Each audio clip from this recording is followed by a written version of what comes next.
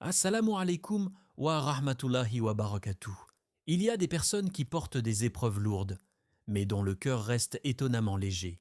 Et à l'inverse, d'autres qui ont tout pour être heureux, mais qui vivent avec une fatigue intérieure constante, comme si quelque chose leur manquait.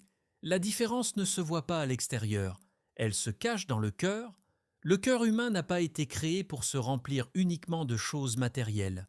Il n'a pas été créé pour se satisfaire de l'argent, des relations ou du succès. Le cœur a été créé pour une seule chose avant tout, être connecté à Allah. Et tant que cette connexion n'est pas établie, il restera un vide, un manque, une agitation intérieure difficile à expliquer. Certaines personnes traversent des moments très difficiles, mais elles gardent une paix incroyable. Pourquoi? Parce que leur cœur est nourri par le rappel d'Allah.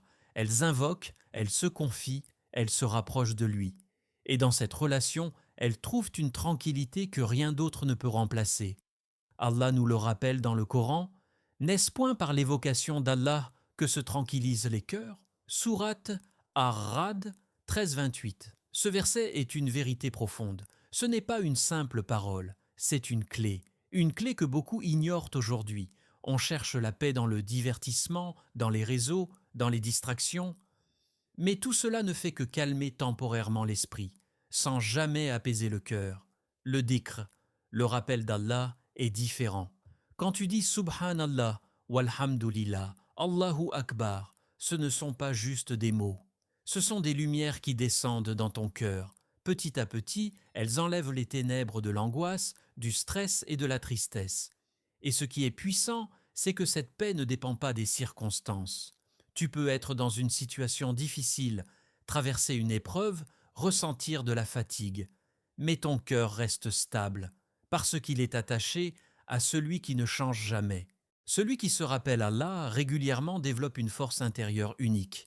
Il ne s'effondre pas facilement, il ne se perd pas dans ses pensées, il ne se laisse pas envahir par le désespoir. Pourquoi? Parce qu'il sait vers qui se tourner à chaque instant. À l'inverse, celui qui oublie Allah peut essayer de remplir son cœur avec tout ce qu'il trouve. Il peut cumuler les plaisirs, les distractions, les objectifs, mais il ressentira toujours une forme d'insatisfaction. Parce que le cœur ne se nourrit pas de ce monde, il se nourrit de la proximité avec son Créateur. C'est pour cela que certains s'épuisent intérieurement. Ils cherchent la paix là où elle n'existe pas vraiment. Ils courent après quelque chose qu'ils ne trouvent jamais complètement. Et cette course les fatigue, alors que celui qui se tourne vers Allah trouve un refuge constant. Il n'a pas besoin d'attendre que tout aille bien pour être apaisé. Il trouve le calme dans la prière, dans le Coran, dans l'invocation. Même quelques secondes de rappel peuvent transformer son état. Reconnecter son cœur à Allah, ce n'est pas quelque chose de compliqué. Cela commence par de petites choses sincères. Se rappeler Allah dans la journée, parler à Allah comme on parle à quelqu'un de proche, prendre un moment de silence pour l'invoquer. Et avec le temps, cette connexion devient une source de lumière intérieure. Une lumière qui ne dépend ni des gens, ni des situations, ni des résultats. C'est ainsi que certains vivent avec une paix que d'autres ne comprennent pas, parce qu'ils ont trouvé ce que beaucoup cherchent encore, un cœur vivant, connecté à Allah. Il y a un fardeau invisible que beaucoup de gens portent chaque jour, un poids qui ne se voit pas, mais qui fatigue profondément, l'inquiétude constante, penser au futur, craindre ce qui peut arriver, vouloir tout contrôler, cela épuise l'âme sans même qu'on s'en rende compte. Et pourtant, certains avancent dans la vie avec une sérénité étonnante. Leur secret, ils ont appris à faire confiance à Allah. Le tawakkul, la confiance en Allah, n'est pas simplement une parole que l'on répète. C'est un état du cœur. C'est croire sincèrement que, quoi qu'il arrive, Allah est en contrôle. C'est faire les efforts nécessaires, puis relâcher la pression intérieure en sachant que le résultat ne dépend pas de nous. Le croyant fait ce qu'il peut, mais il ne porte pas ce qu'il ne peut pas contrôler. Et c'est cela qui change tout. Le prophète, que la paix et le salut d'Allah soient sur lui, a dit « Si vous placiez votre confiance en Allah comme il se doit, il vous accorderait votre subsistance comme il l'accorde aux oiseaux. Ils sortent le matin le ventre vide et reviennent le soir rassasiés. » Rapporté par At-Tirmidhi. Regarde bien cet exemple. Les oiseaux ne restent pas dans leur nid en attendant que la nourriture tombe. Ils sortent, ils font des efforts, ils cherchent, mais leur cœur ne porte pas l'angoisse. Ils ne savent pas où ils vont trouver leur subsistance, mais ils avancent avec confiance. Et Allah les nourrit. C'est exactement cela le tawakkul. Ce n'est pas l'inaction, c'est l'équilibre entre l'effort et la confiance. Beaucoup de personnes aujourd'hui vivent dans une tension permanente. Elles veulent tout anticiper, leur avenir, leur argent, leur carrière, leurs relations. Elles pensent que si elles ne contrôlent pas tout, tout va s'effondrer. Alors elles réfléchissent trop, elles s'inquiètent trop, elles se stressent inutilement. Mais la vérité, c'est que peu importe combien tu réfléchis, tu ne peux pas tout contrôler.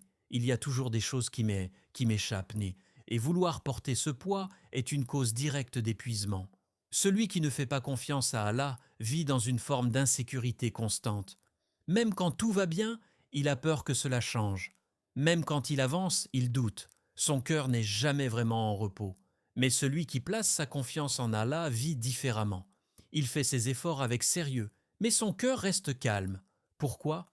Parce qu'il sait que ce qui est destiné pour lui ne peut pas le manquer, et que ce qui ne lui est pas destiné ne pourra jamais l'atteindre. Dire « Hasbiya Allah », Allah me suffit, ce n'est pas juste une phrase, c'est une déclaration puissante. C'est reconnaître qu'Allah est suffisant pour gérer tes affaires, pour t'aider, pour te protéger, pour t'accorder ce qui est meilleur pour toi. Et quand cette conviction s'installe dans le cœur, quelque chose change profondément.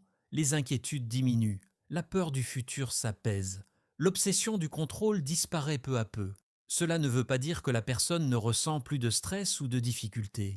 Mais elle ne se laisse plus écraser par cela. Elle sait vers qui se tourner. Elle sait qu'elle n'est pas seule.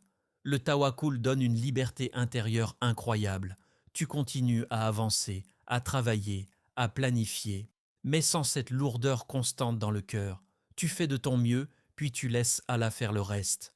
Et c'est cette confiance qui enlève un poids énorme que beaucoup de gens portent inutilement. Parce qu'au final, la vraie paix ne vient pas du contrôle, elle vient de la confiance. Il y a une lutte silencieuse que beaucoup de personnes vivent chaque jour, une lutte contre ce qui est déjà arrivé. Elles revivent les situations, elles se posent sans cesse les mêmes questions. Pourquoi moi ? Pourquoi ça ? Pourquoi maintenant ? Et sans s'en rendre compte, elles s'épuisent émotionnellement en combattant une réalité qui ne peut plus être changée. Refuser ce qui est déjà écrit, c'est comme essayer d'arrêter une vague avec ses mains. Plus tu résistes, plus tu te fatigues. Et c'est exactement ce qui arrive à ceux qui n'acceptent pas le destin d'Allah. Leur cœur reste coincé entre frustration, colère et incompréhension. Mais le croyant, lui, voit les choses autrement. Il sait que tout ce qui lui arrive fait partie du décret d'Allah, Qadar. Et surtout, il croit profondément qu'Allah est le plus sage, même quand lui ne comprend pas. Cette conviction change tout. Le prophète, que la paix et le salut d'Allah soient sur lui, a dit « La situation du croyant est étonnante. Tout ce qui lui arrive est un bien pour lui. » Rapporté par Muslim. Ce hadith est une lumière pour ceux qui veulent vivre en paix. Il nous apprend que même ce qui semble difficile, injuste ou douloureux peut contenir un bien caché. Peut-être un bien que tu ne vois pas aujourd'hui, mais qui apparaîtra plus tard. Peut-être un mal évité. Peut-être une élévation en degrés. Peut-être une purification. Quand une personne ne comprend pas cela, elle reste bloquée dans la résistance. Elle compare sa vie à celle des autres, elle regrette le passé, elle craint le futur et son cœur ne trouve jamais de repos. Mais celui qui accepte le destin développe une sérénité particulière. Il ne nie pas la douleur, il ne prétend pas que tout est facile, mais il accepte ce qui est avec patience et confiance. Il avance au lieu de rester bloqué. Accepter ne veut pas dire abandonner ou être passif. Cela signifie reconnaître que ce qui est arrivé fait partie du plan d'Allah, puis décider de réagir de la meilleure manière possible. Quand une épreuve touche le croyant, il ne dit pas seulement « pourquoi moi ?», il se demande aussi « qu'est-ce qu'Allah veut m'apprendre à travers cela ?» Et cette question change complètement la manière de vivre les difficultés. Au lieu de voir l'épreuve comme une punition, il peut la voir comme une opportunité de se rapprocher d'Allah. Au lieu de s'effondrer, il se relève avec plus de foi. Au lieu de s'épuiser intérieurement, il trouve un sens à ce qu'il traverse. L'acceptation du destin enlève un poids immense, celui de vouloir que les choses soient différentes de ce qu'elles sont déjà. Parce qu'en réalité, beaucoup de souffrance vient de cette résistance intérieure. Quand tu acceptes, ton cœur se libère. Il arrête de lutter contre le passé. Il arrête de se perdre dans les regrets. Il se concentre sur ce que tu peux encore faire maintenant. Et avec cette acceptation vient la patience, sabre. Une patience qui n'est pas une faiblesse, mais une force. Une patience qui te permet de rester debout, même dans les moments difficiles. Le croyant sait que cette vie est un test. Il sait que les hauts et les bas font partie du chemin. Et surtout, il sait que rien n'est inutile aux yeux d'Allah.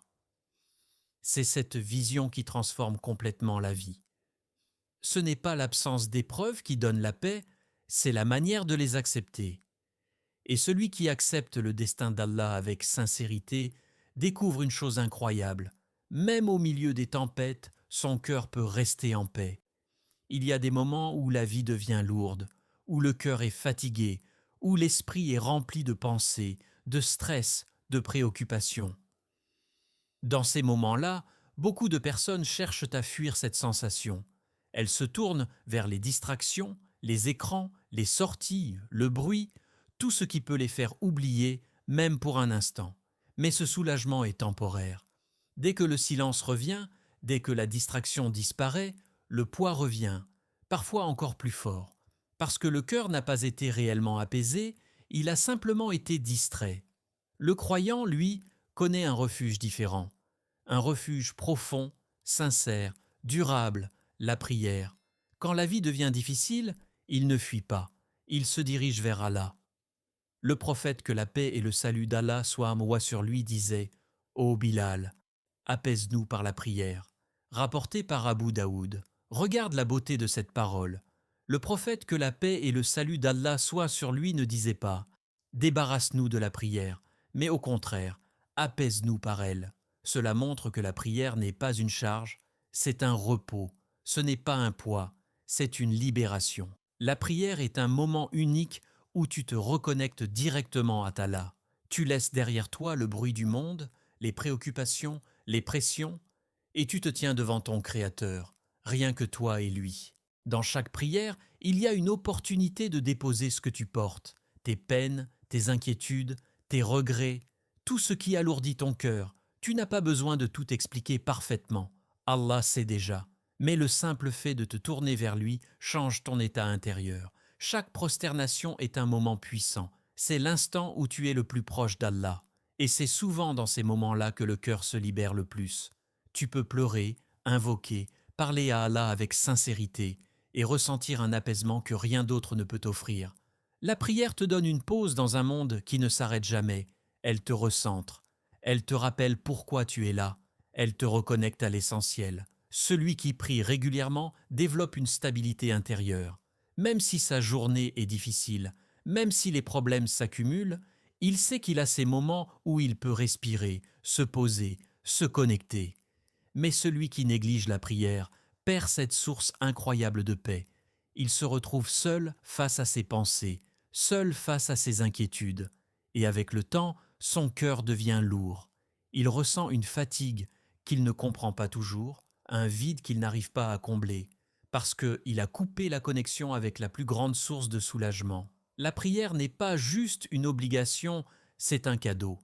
Un cadeau qu'Allah nous a donné pour nous aider à tenir dans cette vie, un moyen de nous apaiser, de nous purifier, de nous renforcer. Et plus la prière est faite avec sincérité, plus son effet est profond. Ce n'est pas seulement les mouvements, mais la présence du cœur. Être conscient de se tenir devant Allah, ressentir chaque parole, vivre chaque instant.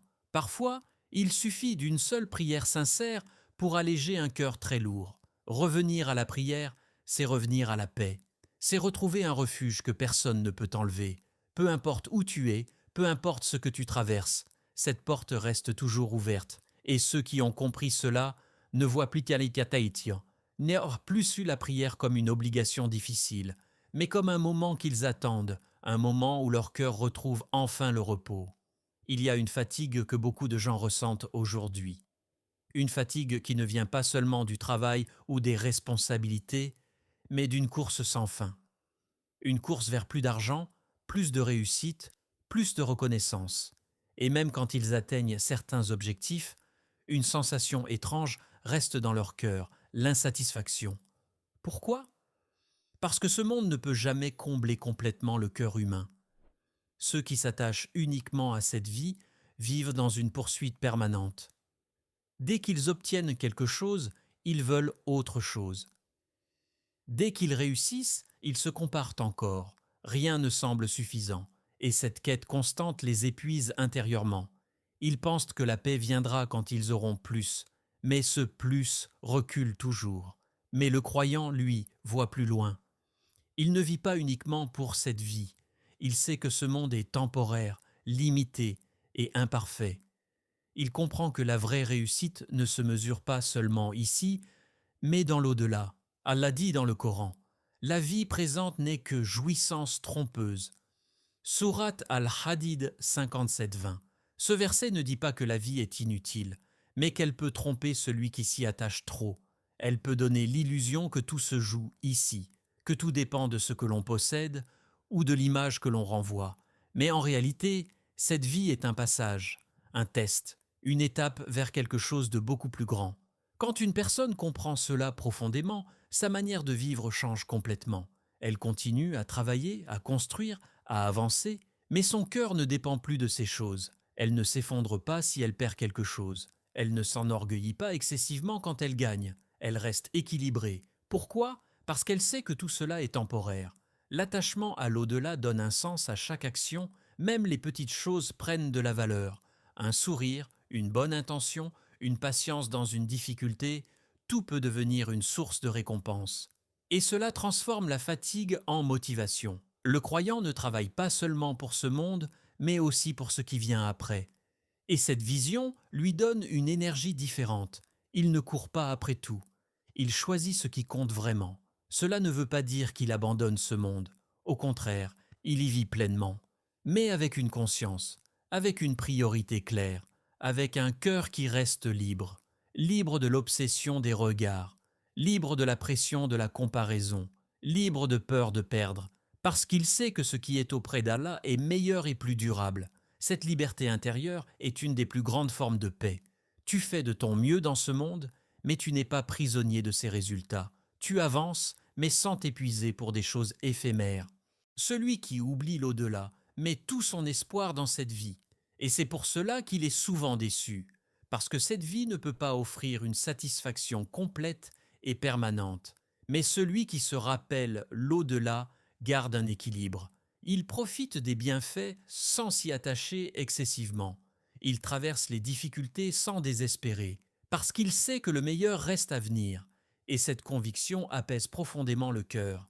Elle donne un sens à chaque épreuve, à chaque effort, à chaque moment de la vie.